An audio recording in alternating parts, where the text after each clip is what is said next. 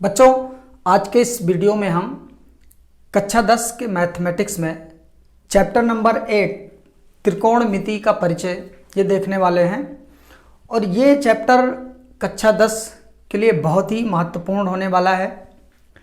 त्रिकोणमिति का परिचय आज हमारा ये जो चैप्टर है, इसमें हम एक ऐसे त्रिभुज की बात करेंगे जो समकोण होता है। समकोण त्रिभुज की बात करेंगे बेटा, समकोण त्रिभुज। तो पिछली कक्षाओं में बेटा आप लोगों ने त्रिभुज के बारे में पढ़ रखा है। त्रिभुज के प्रकार भी आपने पढ़ लिया कि कितने प्रकार के त्रिभुज होते हैं, और उन्हीं में से एक प्रकार का हमारा त्रिभुज होता है समकोण त्रिभुज। तो बात करें कि समकोण त्रिभुज क्या होता है। देखिए बेटा, ऐसा त्रिभुज जिसका एक कोण, ऐसा त्रिभुज जिसका एक कोण 90 डिग्री का होता है, वो कहलाता है समकोण त्रिभुज। ये ABC एक त्रिभुज है और इसमें एक एंगल जो हमारा है वो 90 डिग्री है। तो इस तरह का जो त्रिभुज होगा उसे हम लोग समकोण त्रिभुज कहते हैं। तो पूरी त्रिकोणमिति में हम हमेशा किसकी बात करेंगे? समकोण त्रिभुज की ही बात करेंगे। अब समकोण त्रिभुज कहाँ कहाँ पे हमारे दैनिक जीवन में कुछ ऐसे उदाहरण मिल रहे हैं जहाँ पे हम देखेंगे कि समकोण त्रिभुज बनता हुआ नजर आएगा हमको। वहाँ कुछ दूरी को निकालने में, किसी माप को निकालने में हम लोग समकोण त्रिभुज की परिकल्पना करेंगे। तो सबसे पहले आप समकोण त्रिभुज की परिकल्पना ऐसे कर सकते हैं, जैसे मान लीजिए कि आप अपने दोस्त के साथ कहीं घूमने गए हो और वहाँ पे आपने कोई मीनार देखा। यहाँ पे आपने कोई एक मीनार देखा, ये मीनार है, ओके। और आप जो है यहाँ कहीं खड़े हैं, यहाँ आप खड़े हैं, ये मीनार है, ये क्या है? मीनार है।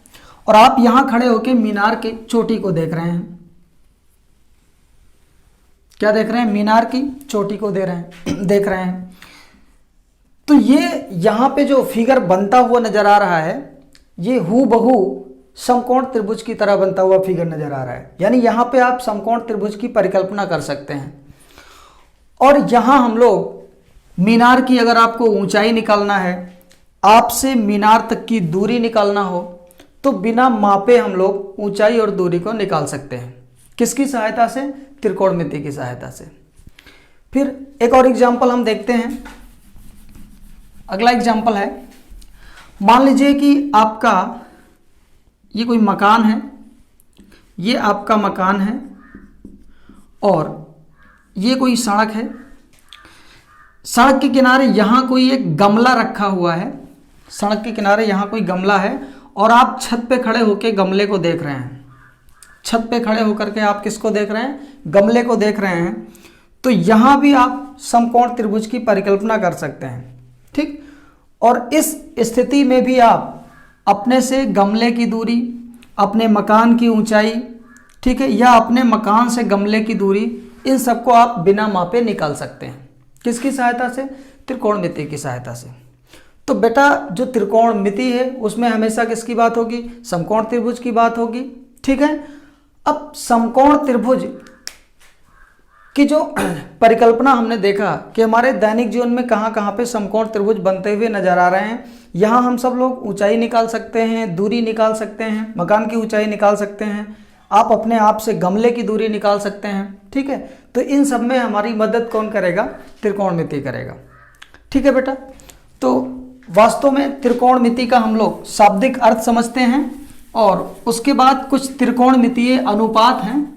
त्रिकोणमितीय अनुपात को जान करके प्रश्नावली 8.1 के कुछ क्वेश्चन को देखेंगे आज के इस वीडियो में। तो बेटा, सबसे पहले हम देखते हैं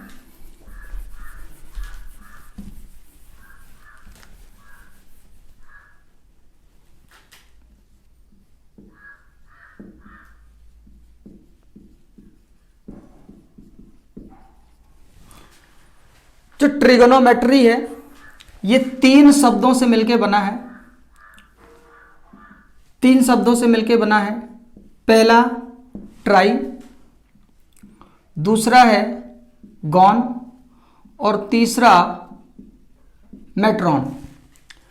ट्राई का मतलब होता है बेटा 3, गॉन का मतलब होता है भुजा और मेट्रॉन का मतलब माप। 3 भुजा और माप। तो अब आपके दिमाग में बात आ गई होगी कि हम त्रिभुज की बात करेंगे और त्रिभुज में भी कितनी भुजा होगी? 3 भुजा होगी। ठीक है, 3 भुजा माप, ट्रिग्नोमेट्री का ये मतलब है। ठीक, तो अब हम लोग त्रिकोणमितीय अनुपात को पढ़ने वाले हैं और त्रिकोणमितीय अनुपात को पढ़ने से पहले समकोण त्रिभुज में कौन सी भुजा का क्या नाम होता है ये जानना बहुत ही इंपॉर्टेंट है, क्योंकि अक्सर लड़के त्रिभुज की जो भुजाएं होती हैं उनका नाम जो होता है उसमें कंफ्यूज हो जाते हैं। तो हम अब हमको त्रिभुज की भुजाओं के नाम को बहुत अच्छे से समझ लेना है और बिल्कुल भी हमें कंफ्यूज नहीं होना है। मैं एक समकोण त्रिभुज बना रहा हूं, ये एक समकोण त्रिभुज है। ठीक है, इसका आप कोई नामकरण कर दीजिए। मान लिया ये ए है, ये बी है और ये सी है। ठीक, ये राइट एंगल कौन सा है? बी वाला। ये 90 अंश है। एक समकोण त्रिभुज ए बी सी है जिसमें बी क्या है? 90 अंश है।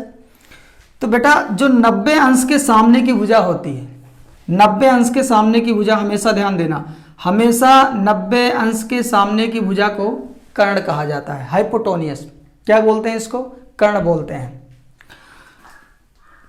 वैसे तो मुख्यतः इस भुजा को हम लोग लंब कहते हैं और इस भुजा को क्या बोला जाता है? आधार कहा जाता है।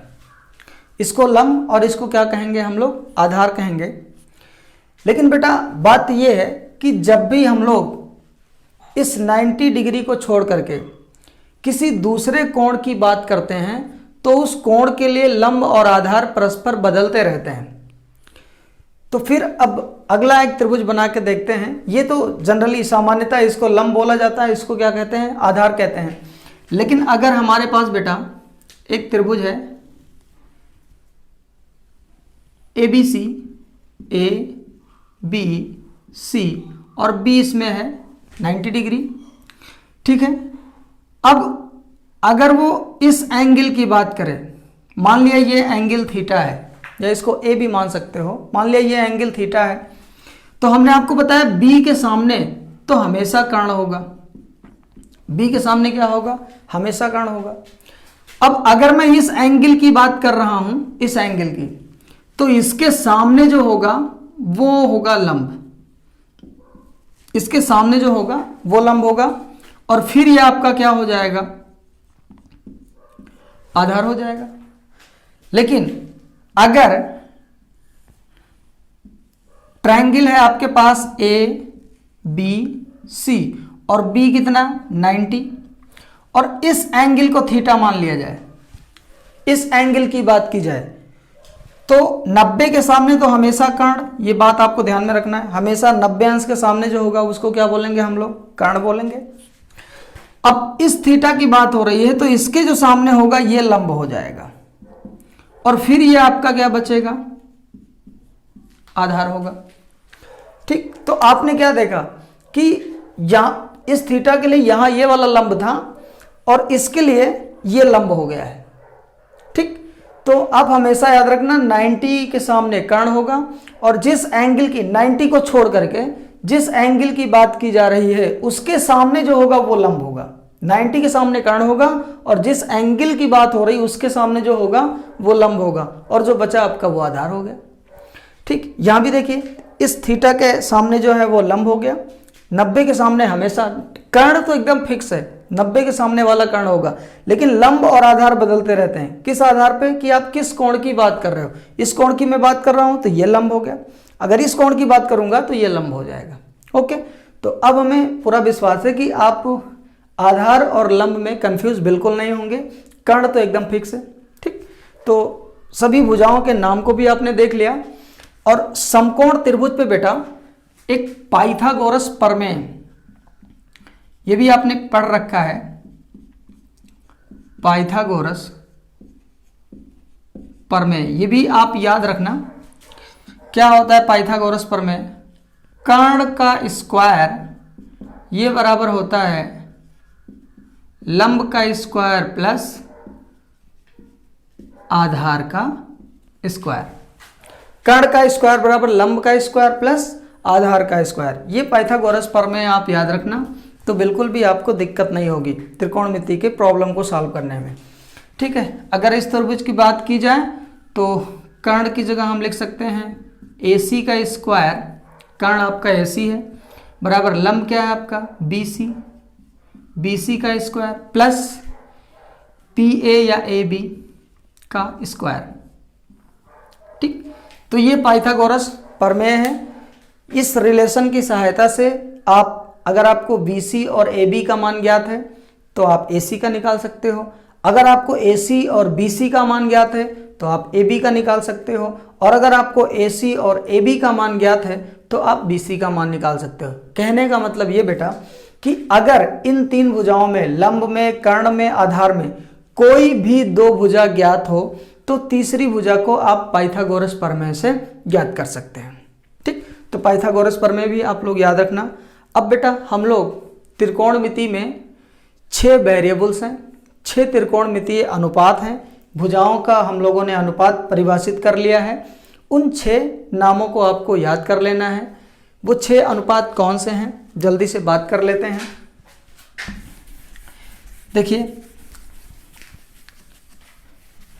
अगर मैं इस त्रिभुज को लूं APC, इसमें B आपका राइट एंगल है।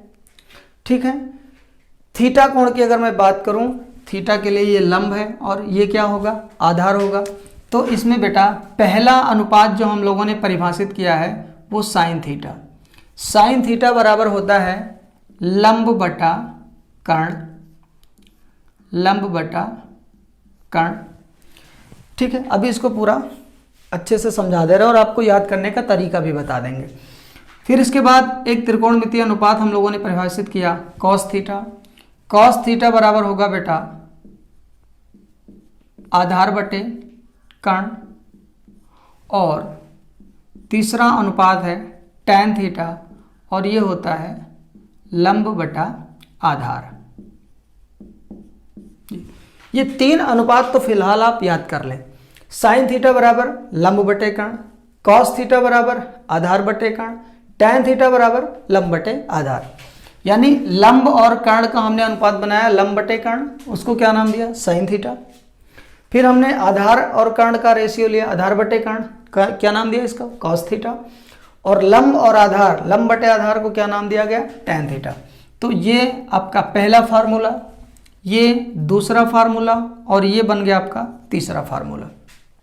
ठीक है, अब 3 तो ये हो गए, नाम तो हमने 6 बताया था। तो अब 3 और कौन कौन से हैं, देखिए लंब बटे कर्ण, आधार बटे कर्ण, लंब बटे आधार। अब मैं क्या करूंगा, अब इनको पलट दूंगा। इनको क्या करने वाला हूं, पलटने वाला। तो दूसरा यहां पे अब चौथा फार्मूला आपका बनेगा।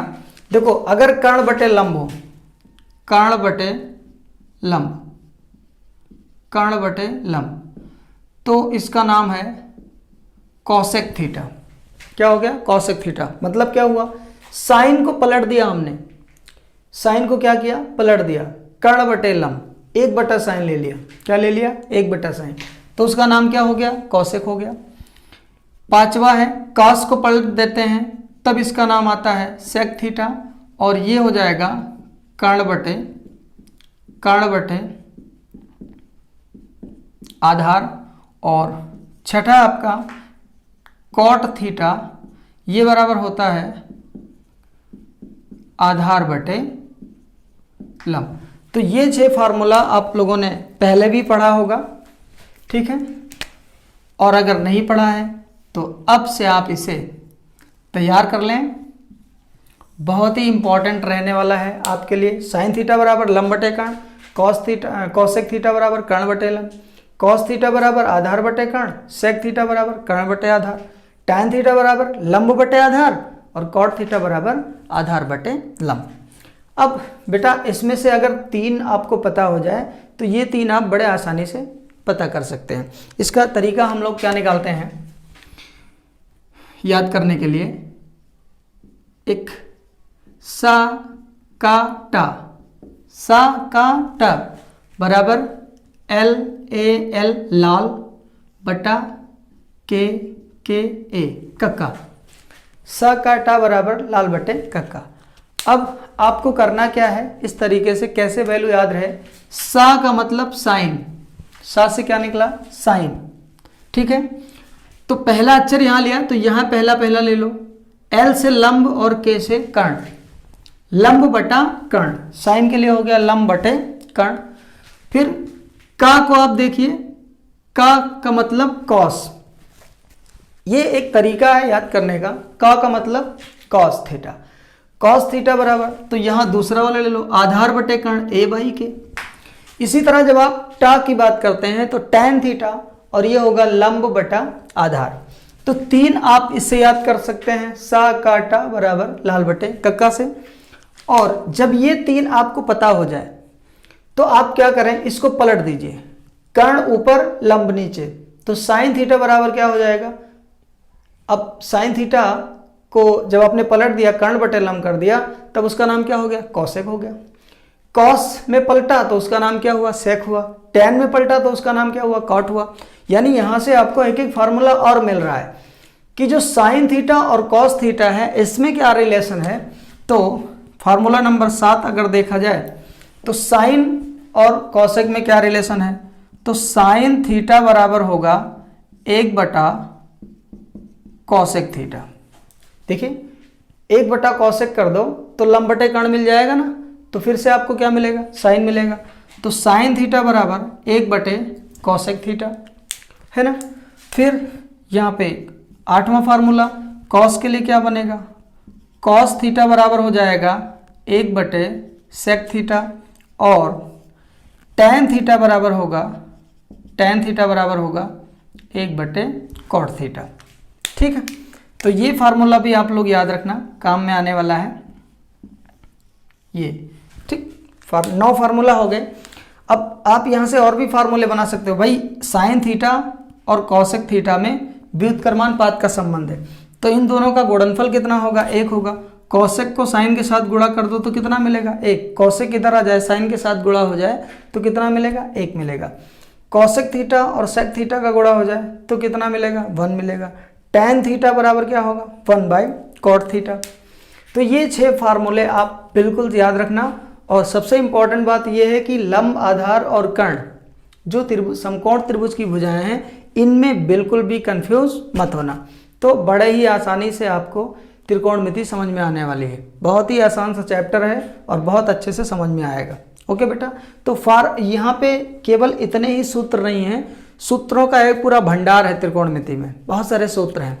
तो आज हम लोग फिलहाल इतने सूत्रों को देखा है, और हमारी जो पहली प्रश्नावली है 8.1 उसके जितने भी क्वेश्चंस हैं वो इन सूत्रों के आधार पर लग जाएंगे। जैसे जैसे प्रश्नावली हमारी बढ़ती जाएगी, जैसे जैसे सूत्रों का उपयोग होता जाएगा, नए नए सूत्र को हम आप लोगों को बताते रहेंगे। ओके बेटा, तो 8.1 का फर्स्ट क्वेश्चन देखते हैं। त्रिभुज ABC में जिसका कोण B समकोण है, ठीक। तो आप ये सबसे पहले देखो कि एक त्रिभुज है ABC जिसमें जो B कोण है ना वो समकोण है, और इसमें भुजा भी इन्होंने दे दिया कि AB है 24 और BC है 7 सेंटीमीटर।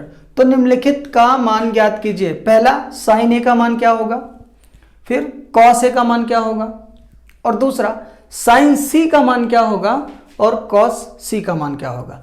देखिए इस तरह के क्वेश्चन को सॉल्व करने के लिए सबसे पहला काम आपका है कि आप त्रिभुज का निर्माण कर दो, त्रिभुज बना दीजिए। जैसा वो कह रहे हैं वैसा आप त्रिभुज बना दो। तो कैसा त्रिभुज बनाना है, समकोण ही बनाना पड़ेगा। यहाँ पे ये हमने एक समकोण त्रिभुज बना दिया, और इस समकोण त्रिभुज में ये कह रहे हैं कि जो B है वो समकोण है, यानी B पॉइंट यहाँ पे होगा, ये समकोण है, ठीक है। और त्रिभुज तो पूरा कर दो, ये समकोण त्रिभुज हो गया, B समकोण है। कह रहे हैं कि AB 24 सेंटीमीटर है, तो यहाँ हमने ले लिया A, और ये कितना है 24 सेंटीमीटर। फिर BC कितना है 7 सेंटीमीटर। त्रिभुज बना दिया। अब मान आपको ज्ञात करना है साइन A का और कॉस A का।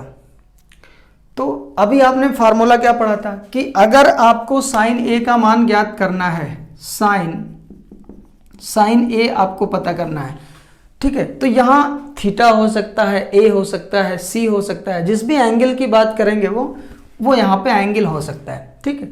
तो साइन थीटा बराबर अभी आपने पढ़ा था, या साइन ए बराबर क्या पढ़ा आपने, लंब बटा कर्ण, यही तो पढ़ा है आपने।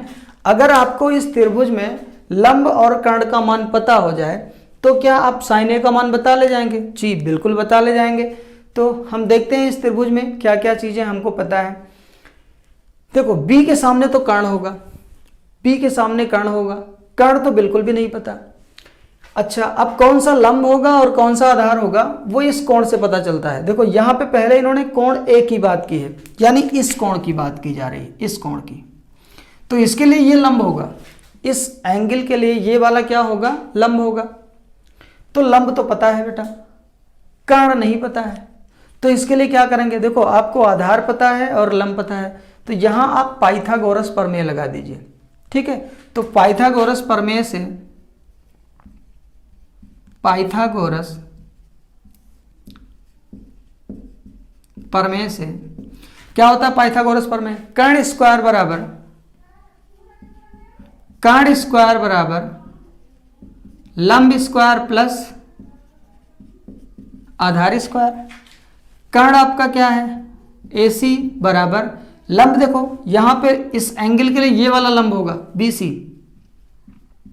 स्क्वायर, आधार AB स्क्वायर, है ना। तो AC तो आपको पता है नहीं, AC तो निकालना है, बराबर BC कितना, BC 7 का स्क्वायर प्लस AB कितना है, 24 का स्क्वायर, है ना। तो AC स्क्वायर बराबर 7 का स्क्वायर करोगे कितना आएगा, 49 आएगा। 24 का स्क्वायर करोगे तो 24 का स्क्वायर कितना आएगा, 576 स्क्वायर कर दो तो AC स्क्वायर बराबर कितना आ गया, 9 और 6 कितना हुआ, 15, 7 4 11 और 1 12, 5 और 1 6, 625।